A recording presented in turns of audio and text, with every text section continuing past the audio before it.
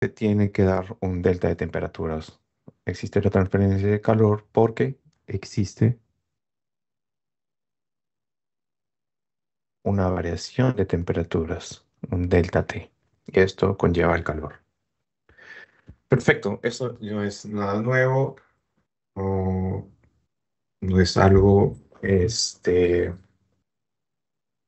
novedoso, no podemos calcular este calor, haciendo balance, cambio de estado, etcétera. Eso es ya la primera parte del curso. La segunda ley viene de aquí. O si yo sigo con la taza, vamos a seguir con la taza de café, pues vamos con otro ejemplo. En la taza de café,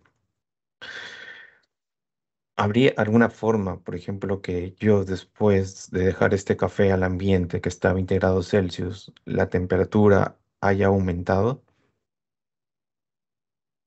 ¿Será posible eso?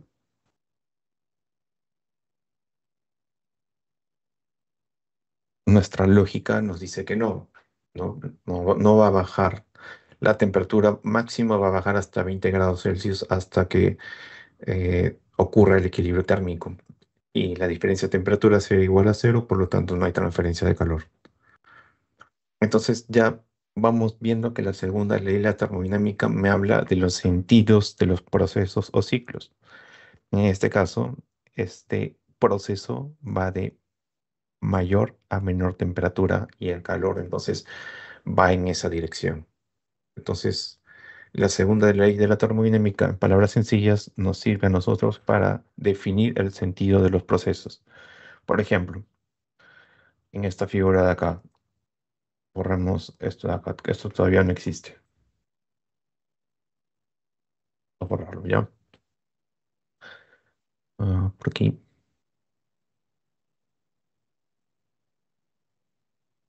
Ya, tengo este sistema, correcto. Defino la frontera, sería así. Y yo dejo caer esta masa.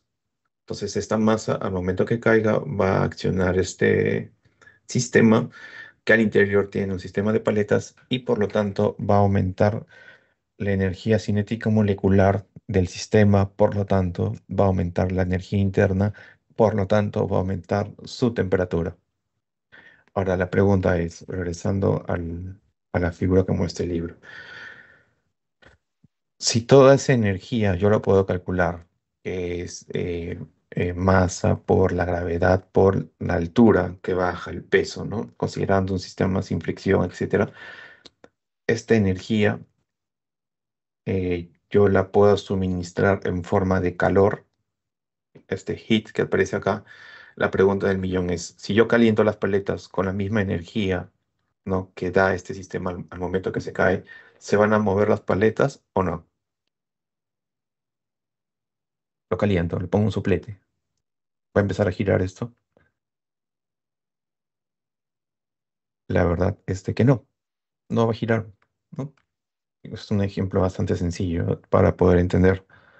Entonces, la primera ley me diría de que, bueno, la energía se conserva y yo podría dar ese calor, pero la segunda ley me limita el sentido del proceso. Entonces, yo calentándolo no voy a ganar un movimiento. Otro ejemplo básico que se utiliza también para explicar la segunda ley es, por ejemplo, una secadora de pelo, que básicamente lo que consiste en una secadora de pelo o una secadora de manos es lo siguiente: ingresa aire frío, yo conecto resistencia a un voltaje, a una corriente, una fuente, no le enchufo, y va a haber una intensidad distinta de cero. Entonces, esto por el efecto Joule se va a calentar, por lo tanto, el aire frío se le va a transferir calor y va a salir con una mayor temperatura. Ahora, la pregunta es, si yo calculo cuánto es el calor que suministró a esta resistencia, yo la caliento en esa misma cantidad, va a ocurrir que yo cree electricidad, para este caso de acá, que el calor se forme en corriente. Nuestra lógica nos indica que no, eso no va a pasar. Entonces, de eso es la segunda ley. A veces cuando yo pregunto qué es la segunda ley, me hablan de Carnot o me hablan de ciclos o me hablan de eficiencia y no es así, ¿no? O sea, ¿cuál es el sentido de la transferencia de calor? Esa es la pregunta, ¿no? De mayor a menor temperatura. Entonces, en forma formal, la segunda ley de la termodinámica le da sentido a los ciclos y procesos. Ujú. Es así. Entonces voy a copiar esta imagen de acá.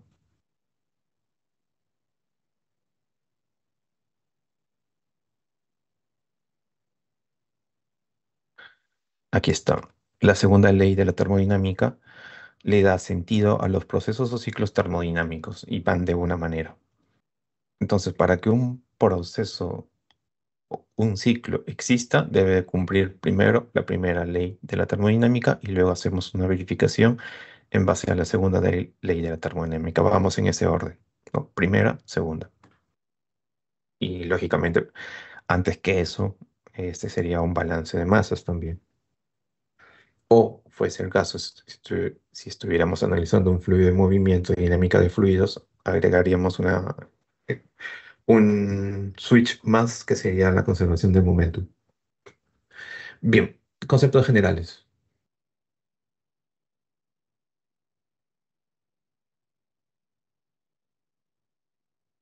Copiar esta imagen de acá. Eso también se ve en cursos anteriores, en física o en academia. Cuando se habla de la segunda ley, se habla de lo siguiente, ¿no? Yo tengo una atmósfera, estamos dentro de una atmósfera nosotros, estamos rodeados de un fluido. Podemos tener ríos, océanos, lagos, y la pregunta es la siguiente, si yo voy, no sé, al mar, ¿no? En estos momentos debe de estar en promedio una temperatura quizás de 14 grados Celsius, ¿no? Voy con mi termómetro, mido la temperatura del océano, costa de Lima, 14 grados Celsius, y si yo quiero, entre comillas, cambiar la temperatura de 14, que no esté a 14, que esté a 20, yo podría echar una olla de agua caliente al océano y cambiar la temperatura del océano y le estoy dando energía. ¿Por qué no calentaría todo el océano? ¿Cuál sería la razón?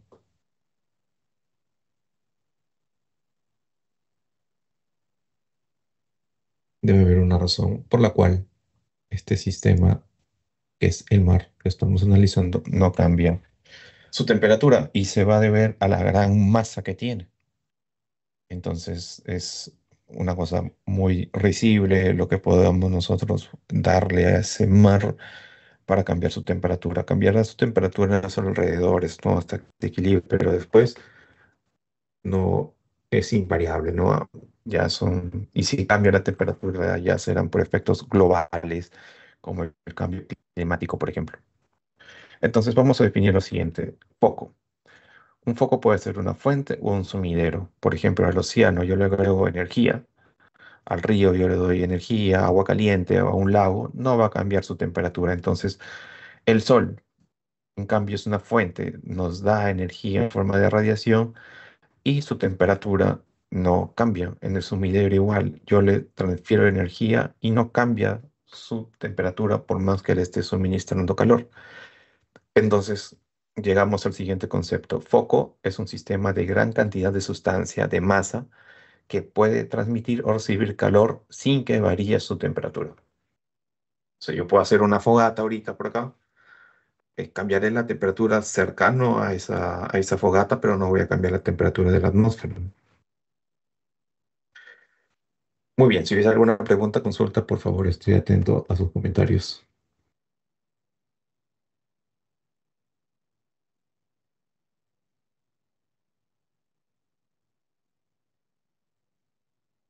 ¿Todo claro? Muy bien. Seguimos entonces. Vamos a ver lo que es una máquina térmica como concepto.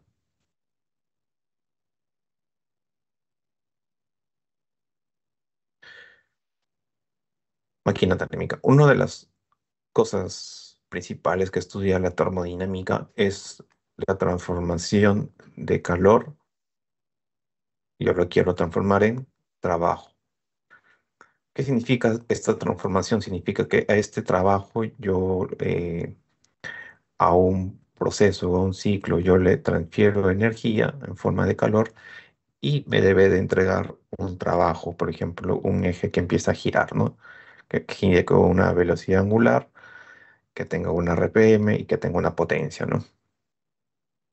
Entonces, eso es lo que nosotros buscamos. ¿Para qué? Para cualquier tipo de uso, ¿no? Ya sea la generación de electricidad o el movimiento en sí.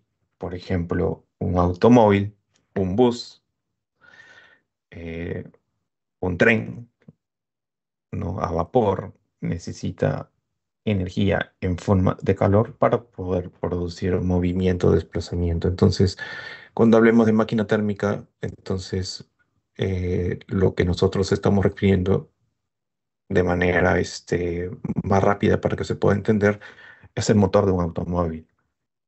Entonces, ahora cobra lógica este esquema.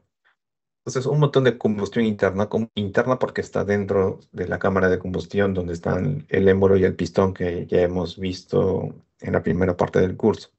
Entonces, para que este motor funcione necesito combustible, ¿no? Ya sea un motor petrolero que utiliza diésel o un motor a gasolina que tendría o funcionaría con un ciclo Otto.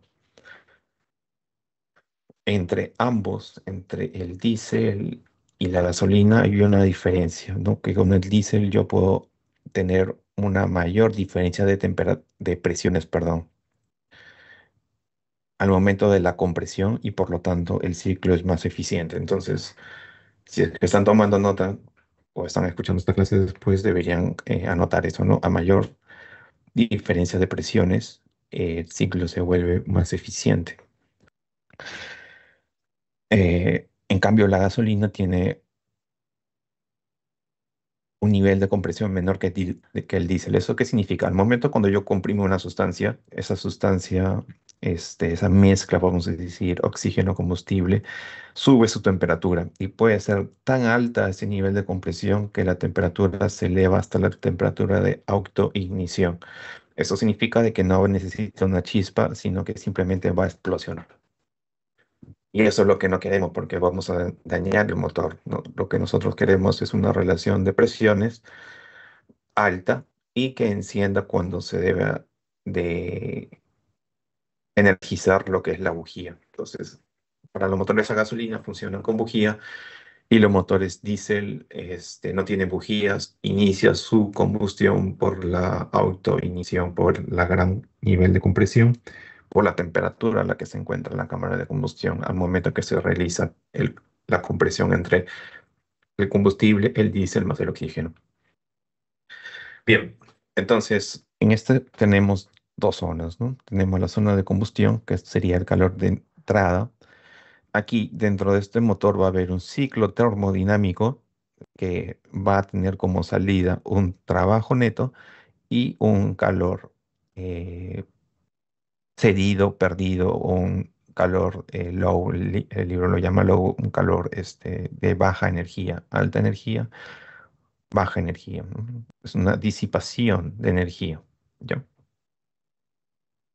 Muy bien. Entonces, tenemos lo siguiente. El objetivo de una máquina térmica es transformar el calor en trabajo. Así de sencillo. Ujú. Entonces, si mi sistema, por ejemplo, aquí sería, yo definiría mi sistema como esto de acá. Lo que ingresa sobre esa caja celeste sería un calor, ¿no? Un calor de entrada que vamos a poner, está en unidades de potencia, entonces esta ecuación está en watts. Sería el calor de entrada, el Q sub H menos lo que sale una potencia neta, trabajo por unidad de tiempo, menos un calor cedido al ambiente o perdido. Y esto es igual a cero. ¿Por qué? Porque estamos analizando el motor que ya se encuentra en un régimen estacionario. ¿Qué significa que el motor esté en régimen estacionario? Significa de que si han visto un auto, han visto de que el termostato es una flecha que se ve en el panel de control y cuando está justo en la mitad ya no se debería de mover ahí. Entonces se dice que el motor ya está en régimen estable, ¿no? Ya está trabajando de forma independiente del tiempo. ¿Y esto de qué nos sirve? ¿O qué podemos explicar con esto de acá? ¿No? ¿A qué queremos llegar con toda esta información? Por ejemplo, aquí coloco un Subaru WRX contra un Ford Mustang V8 8 válvulas, así significa de 8 cilindros, ¿no? Eh, Ambos pueden tener la misma potencia, pero lo que a nosotros nos interesa y el enfoque en el cual está llevado este curso es en determinar cuál es el más eficiente. ¿Por qué nos interesa la eficiencia? La eficiencia nos interesa saber para ver con cuánta energía, por ejemplo, con 100 watts, cuánto de esos 100 watts en forma de calor, lo máximo que lo puedo transformar en trabajo. ¿Ya? Siempre, siempre, siempre va a haber una pérdida de energía, ¿correcto? Entonces, es imposible que esto no exista en una máquina térmica. ¿Ya? Contradice la segunda de la termodinámica. Si pusiese yo este esquema de acá, sería que el trabajo neto es igual al calor de entrada, lo cual es falso, ¿no? Y daría una eficiencia al 100%, que también es falso. Entonces no existe la máquina con una eficiencia al 100%. Bien, lo que acabamos de ver lo ponemos ahora en un esquema que yo le di, que parece como un sándwich o como un pan con huevo. ¿Cómo es eso? Es así, miren.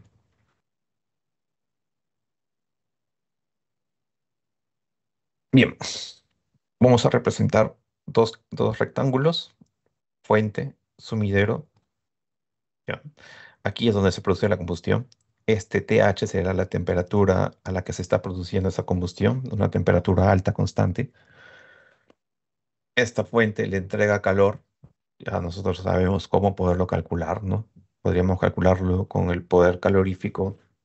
Después lo vemos en un problema, pero normalmente si queremos calcular el calor de una combustión, tendríamos que multiplicar el flujo másico del combustible multiplicado por su poder calorífico, ¿no? Bien, y más una eficiencia, ¿no? No todo ese calor se transforma no toda esa energía se transforma en calor, sino que también van a existir pérdidas. Bien, este círculo de acá, que representa la máquina térmica, está representando un ciclo termodinámico. Entonces, a este ciclo termodinámico está ingresando este calor, está saliendo o produciendo un trabajo neto y está expulsando un calor hacia el ambiente, que en este caso sería la atmósfera, sería el sumidero. ¿Qué tienen en común tanto esta fuente como sumidero? Que van a suministrar o recibir calor sin variar su temperatura. Este TH va a ser constante y este TL también va a ser constante. ¿Ya? Entonces, esto es una representación. ¿De qué? De un ciclo termodinámico. Entonces, podemos hacer un balance, ¿no es cierto? Si mi sistema es la máquina térmica, lo que entra sería el QH, es igual a las dos energías que están saliendo, el trabajo neto más el QL. Ya está. Bien. Cuando nosotros hablamos de eficiencia, ahora sí podemos hablar un poco de eficiencia térmica. Ya hemos visto esto tanto en este curso como en el curso de mecánica de fluidos. La eficiencia en general, para que no se acostumbren no solamente a la térmica, ahí la vuelvo a poner, siempre es una relación de dos cosas, la energía que se busca o lo que en general, lo que uno busca entre en lo que uno invierte. En este caso, que estamos hablando de la parte térmica, será de la energía que se busca. ¿Qué energía yo busco? ¿Qué busco en un automóvil?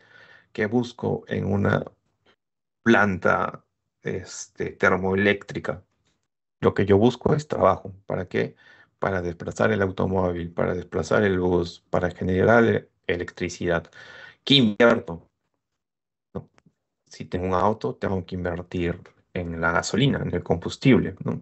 En este calor, ese combustible con el oxígeno se transforma en un proceso de combustión y es la energía que se invierte. ¿Ya? Entonces, así es sencillo. Lo que se busca entre lo que se invierte. Y aquí ponemos la fórmula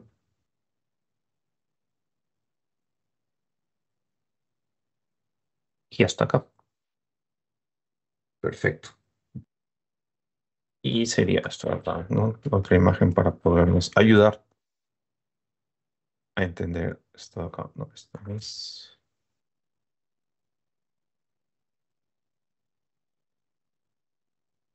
bien. Y así, ¿no? Entonces, del auto que estábamos hablando, ¿no? Tiene un motor de combustión interna y la fórmula es la eficiencia térmica es el trabajo neto sobre el calor de entrada. En este caso, yo puedo despejar aquí el trabajo neto, pasaría a restar el menos Q sub L dividido sobre Q sub H y tendría esta fórmula de acá. Acotación, acotación aquí. A veces me indican en las prácticas, más que todos los alumnos que no vienen a clase o no lo escuchan o no estudian, ponen esto de acá. TL sobre TH. Esto es incorrecto. ¿Ya? Esto es incorrecto. Esto es un caso especial. ¿Estamos? Entonces no se vayan a olvidar. Esto es lo formal. Ya sea para un ciclo real o para un ciclo no real. Esto es un caso especial que lo vamos a ver ahora. ¿Ya? Entonces nos acostumbramos siempre con lo que es energía en forma de calor, no temperatura. La eficiencia térmica, va a estar entre los siguientes valores. Va a ser mayor que cero, pero menor que uno. Entonces, con esto ya podemos hacer el enunciado de la segunda ley, ¿no? La primera persona que empezó a estudiar este tipo de fenómenos fue Saadet Carnot y luego lo complementaron de manera, este, a través de enunciados, el enunciado de Kelvin y Planck, ¿no? ¿Qué nos dice el enunciado de Kelvin y Planck? Que yo no puedo tener este caso de acá, ¿no? Les había comentado que tengo un ciclo, que todo este calor se transforma en trabajo. Eso es imposible. No es posible, ya que genera una eficiencia al 100%. ¿Ya? Aquí está en inglés y aquí está en español. Lo mismo. No puedes decir, tiene que haber siempre cederse un calor al ambiente, o tiene que haber una pérdida. Bien. Así como existe un ciclo de potencia, entonces si ya están tomando apuntes, una máquina térmica realiza un ciclo de potencia. ¿Por qué realiza un ciclo de potencia? Porque produce trabajo. Hay otro tipo de máquina que su objetivo no es generar trabajo, sino más bien es enfriar o calentar algún ambiente.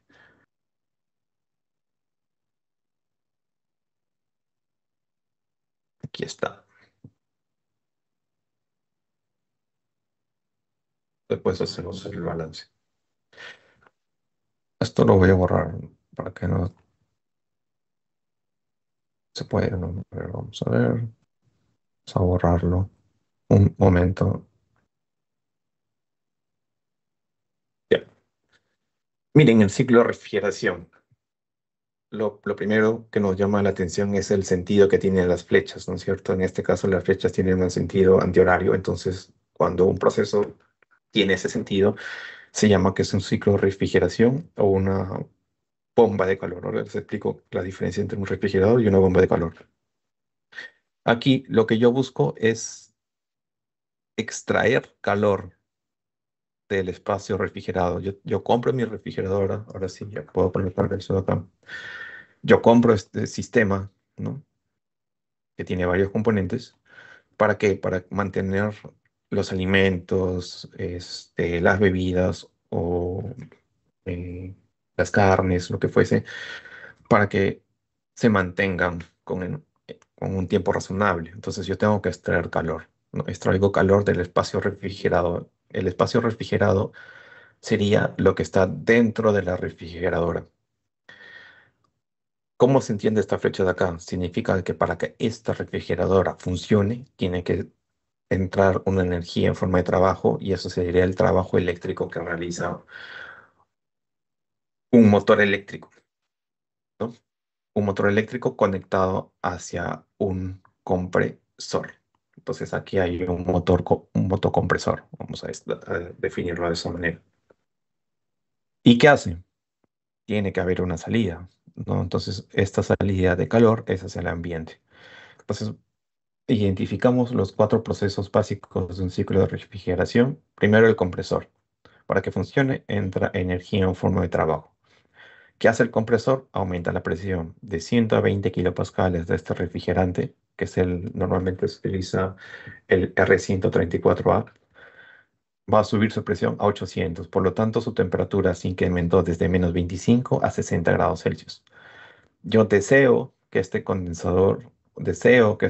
refrigerante esté frío, ¿no? Entonces, una forma es condensándolo, ¿no? Va a haber un cambio de fase. Entonces, aquí está como vapor sobrecalentado y aquí va a estar como líquido saturado o líquido comprimido. Entonces, ¿y dónde encontramos el condensador en nuestras refrigeradoras de nuestra casa? En la parte de atrás o en algunos casos en las partes laterales. Luego viene una válvula de expansión. Miren, pasamos de 800 kilopascales a 120, ¿no? Reducimos la presión. Al reducir la presión se reduce drásticamente la temperatura, -25 grados Celsius, y pasa por el evaporador. En este caso, el evaporador estaría aquí, en el freezer, ¿no? Y tiene sentido, ¿no? Mientras más cercano esté acá, menor temperatura tendrá, ¿no? Si yo quiero colocar las verduras, lo tendría que alejar del evaporador para que no esté tan frío y se pueda dañar. Eso es, entonces. Preguntas, consultas hasta aquí. Todo claro, ¿Vamos bien? profesor. Excelente, gracias.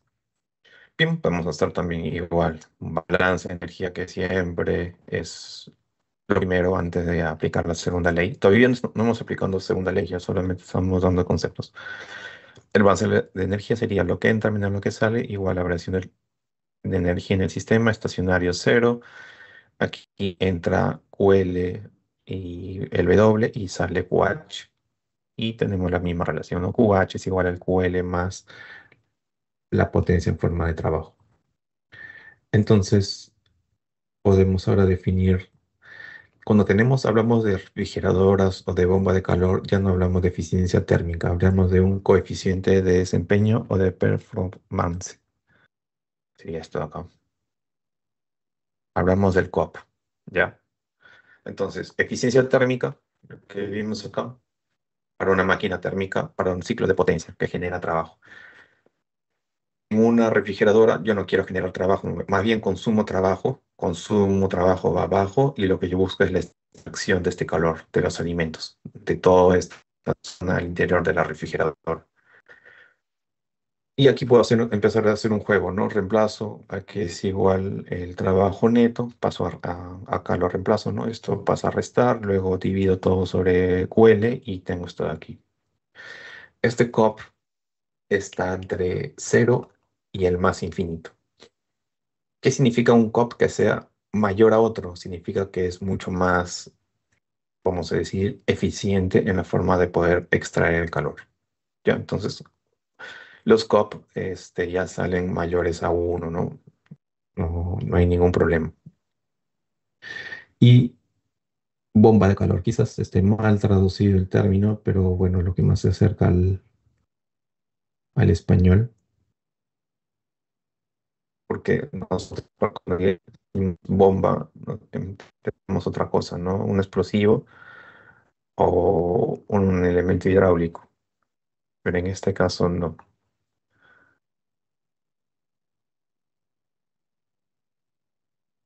Aquí está la bomba de calor.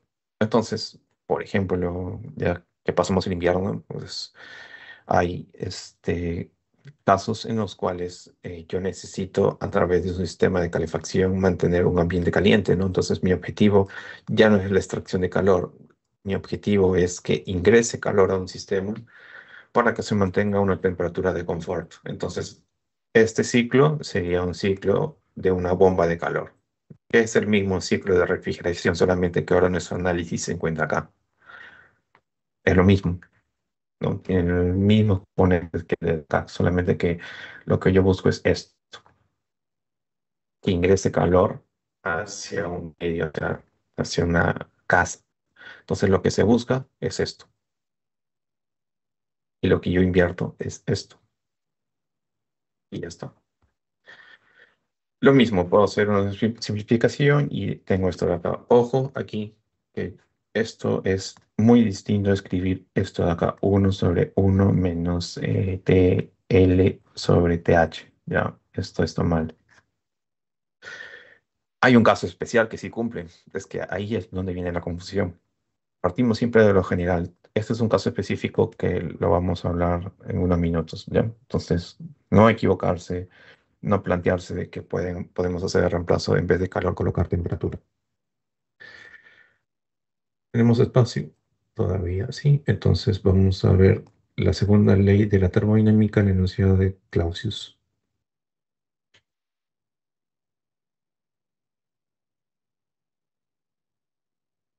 Perfecto. Muy bien, ¿qué tenemos aquí? Entonces tenemos la segunda ley. ¿Qué me dice esto de acá? Yo estoy sacando calor de un espacio frío a través de un ciclo de refrigeración y estoy haciendo esta extracción. Es como que, para que se entienda la figura, como que mi refrigeradora está congelando los alimentos sin que esté enchufada. Eso es imposible, ¿no? Para que funcione la refrigeradora, un freezer o cualquier sistema de refrigeración, tengo que darle trabajo, ya sea eléctrico, manual, lo que fuese, pero no puede ser el trabajo cero. No, puede cumplir la primera ley, la termodinámica, ¿no? Esto más, los dos que entran es igual a lo que sale, pero no cumple la segunda ley. Entonces, en Cristiano dice, es imposible construir un dispositivo que opere en un ciclo sin que produzca ningún otro efecto que la transferencia de calor de un cuerpo de menor temperatura a otro de mayor temperatura. Eso no se da. Bien. Muy bien, seguimos. Vamos a poner aquí una línea,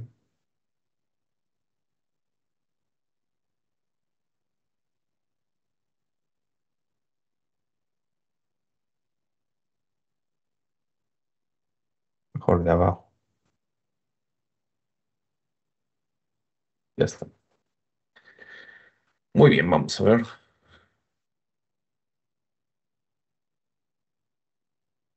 el ciclo de Carnot.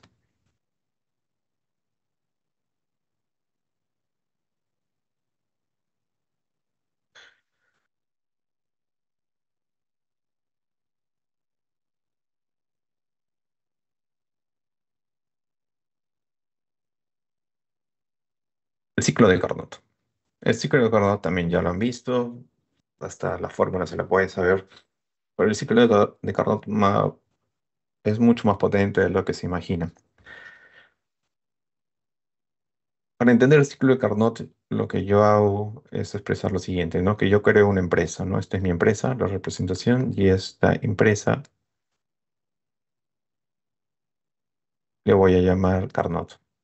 ¿Estamos? Vamos a salir un rato de la termodinámica para a ver un tema de negocio. Entonces, esta empresa para que pueda funcionar tiene gastos operativos, tiene que pagar planilla, tiene que pagar impuestos, tiene que comprar materiales a través de un proceso de manufactura, no sé, por ejemplo, una empresa de fabricación de vidrio, no necesita materiales, necesita, etcétera, energía, necesita calor para dar la forma a las botellas. Entonces, todo eso lo podemos poner como una inyección de dinero, ¿no? Hay una inversión.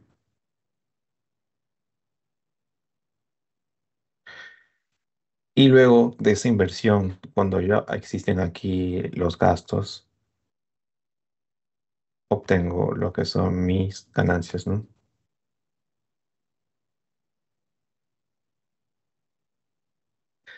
Perfecto. Entonces, ¿cómo yo logro que esta empresa sea lo más eficiente posible, ¿no? Cuando esta inversión sea alta o baja. Alta. Tiene que ser baja, ¿no? Por Ah, lógica. perdón, Ahí creo las que me lo ganancias. estaban Las respondiendo. ¿Es ganancias están correcto? altas. Baja. Ujú. Y las ganancias sean altas, lo que me conlleva que las ganancias sean lo más altas posible.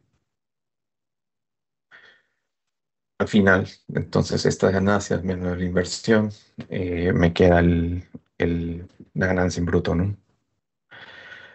Entonces, lo mismo vamos a analizar con el ciclo de Carnot. Va a haber zonas donde nosotros vamos a invertir y hay zonas donde vamos a ganar. En las zonas donde vamos a invertir energía, tenemos que ser las más bajas posibles y las ganancias tienen que ser las máximas posibles teóricas. Ahora, cuando un proceso es el más eficiente posible, yo tengo un diagrama presión versus volumen específico, tengo uno y quiero llegar a dos. ¿Cómo tiene que ser este proceso para que sea el más eficiente posible? Aquí se está expandiendo. ¿Cómo tendría que hacer ese proceso de expansión?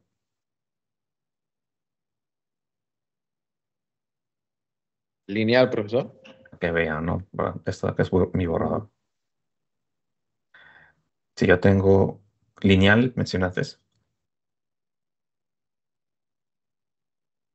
yo tengo un gas, le doy calor para que se produzca una expansión. Aquí la fricción tiene que ser cero, ¿no? Tender a cero. Eh, Tiene que ser, vamos a decirlo, tiene que ser un proceso reversible. Entonces, ¿qué es un proceso reversible si hablamos de una expansión? Un proceso reversible, un proceso de expansión significa que mi trabajo obtenido, el trabajo obtenido de uno a 2 es máximo. Cuando este trabajo de uno a 2 es máximo en la expansión, cuando ese proceso es reversible. Yo estoy obteniendo un trabajo de salida, vamos a decir, en nuestro caso de negocio sería una ganancia. Y cuando yo tengo que invertir energía, cuando de 2 yo quiero llegar a uno, también a través de un proceso reversible, y esto también sería un proceso reversible. Entonces, el trabajo que yo invierto sería un trabajo, la inversión, vamos a decir que es negativa, poniéndole un signo de 2 a uno, es mínimo cuando es reversible. ¿Estamos? Entonces, la expansión es máxima, la salida es máxima cuando es reversible y la inversión, la compresión en forma de trabajo, este valor es mínimo cuando ese proceso que va de 2 a uno es reversible. Eso es, y eso me garantiza lo siguiente, ¿no? Que si yo resto el trabajo de uno a 2 menos el trabajo de 2 a uno, este valor es máximo. ¿Por qué? Porque este es mayor y este es menor.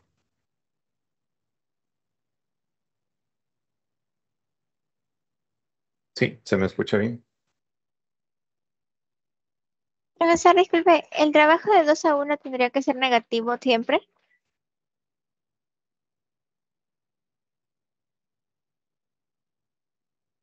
Eh, es una buena pregunta. Cuando hacemos una inversión, sí. Ahora lo vamos a ver, es una buena pregunta, ¿no? ¿Por qué positivo? ¿Por qué negativo, no? Positivo porque, según la convención de signos que habíamos visto, positivo es cuando es un trabajo de salida. Y cuando es un trabajo de entrada, una compresión es negativo. Por eso. Si lo quiere ver como energía que entra menos energía que sale, ¿no? Es igual a la variación de energía en el sistema. Entonces, esto lo vemos aquí con Carnot. Copiar, pegar.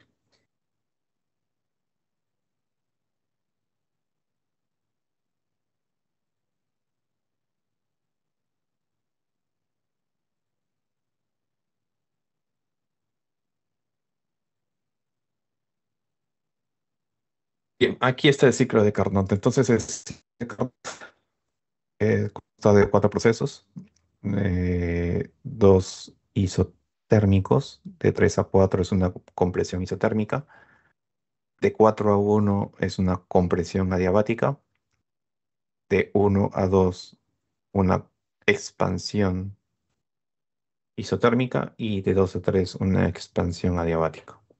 Entonces, si es adiabática de 4 a 1 y de 2 a 3 el calor es cero. Entonces, las dos formas donde ingresan calor es tanto de entrada de 1 a 2 y expulsión de calor de 4 a 3. Y tiene sentido, ¿no? Porque cuando nosotros hacemos una compresión, la presión aumenta y la temperatura también, ¿no? Bien, aquí ya está en inglés, en colores, creo que se entiende mejor. Entonces, ¿qué es lo que hace que Carnot sea el mejor proceso, perdón, el mejor ciclo de la termodinámica?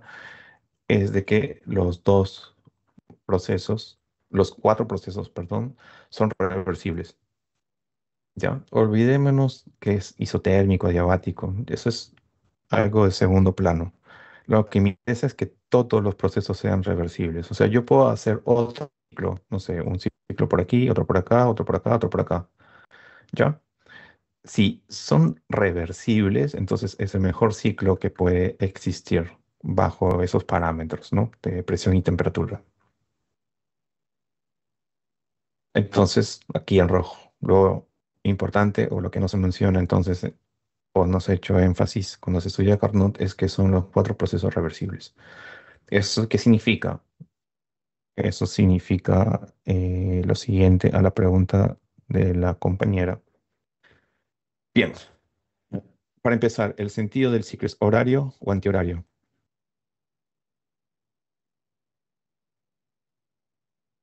Horario. Lo estamos viendo horario, ¿no? Entonces es un ciclo de potencia. Sí, es horario, es un ciclo de potencia. Entonces las de 1 a 2, si es una expansión, eso es positivo, sería de 1 a 2 más de 2 a 3 también es una expansión. Aquí sería una compresión menos el trabajo de 3 a 4 menos el trabajo de 4 a 1. Esto se conoce como el trabajo neto, ¿no? Y es el trabajo neto de salida o simplemente trabajo neto, que sería calcular el área en un diagrama P por B. Y esto de acá, si se cumple la primera ley de la termodinámica para un ciclo, primera ley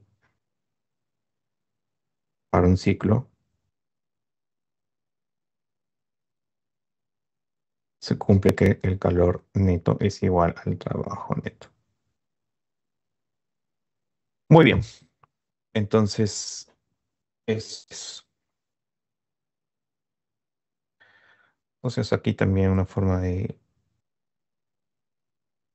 explicar lo que he hecho antes.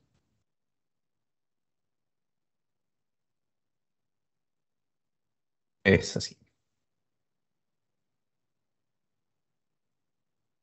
Insulation aquí es adiabático, o sea, no hay transferencia de calor en esta zona de acá.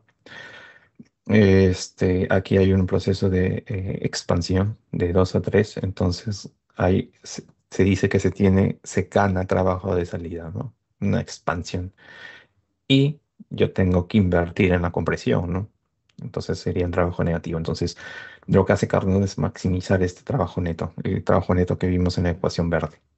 Cómo se magnifica, cómo se hace más grande, esto sea máximo y esto de acá sea mínimo. ¿Ya? ¿Cómo logro eso, profesor?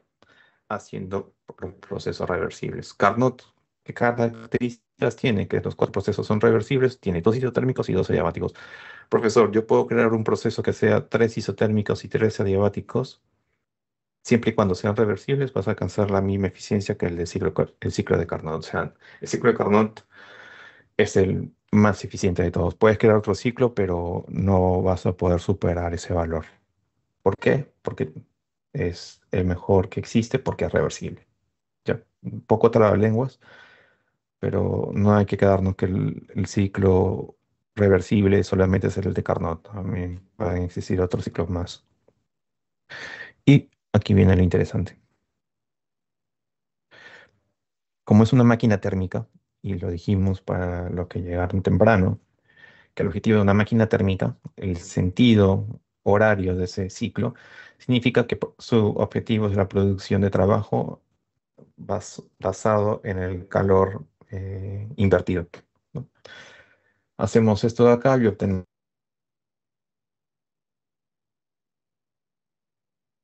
esto en los periodos de Q sub H.